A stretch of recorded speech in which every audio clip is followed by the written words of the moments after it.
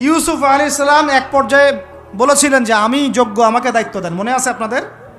যখন সমাজে দুর্ভিক্ষের স্বপ্ন দেখলেন রাজা, রাজদরবারে গিয়ে তিনি বললেন যে দেখেন আপনার স্বপ্নটা এমনি এমনি স্বপ্ন না, 7 বছর এখানে ফসল ফলবে, 7 বছর দুর্ভিক্ষ হবে।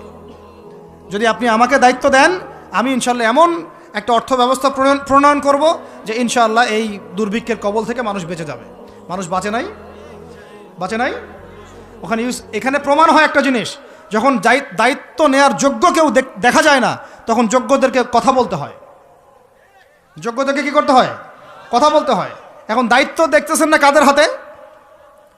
একটা লোক, যে ব্যক্তি আল্লাহর অস্তিত্বেই বিশ্বাস করে না, সে কিতাব লিখতেছে, ওই কিতাব আমাদের সন্তান পড়তেছে। আমি নাম মেনশন করতে যাচ্ছি না। কিছু মানুষ যারা আল্লাহর অস্তিত্বেই বিশ্বাস করে না, তারা মনে করে মহাবিশ্ব সৃষ্টি হয়েছে বিগ ব্যাং থেকে, আল্লাহ সৃষ্টি করে নাই। ও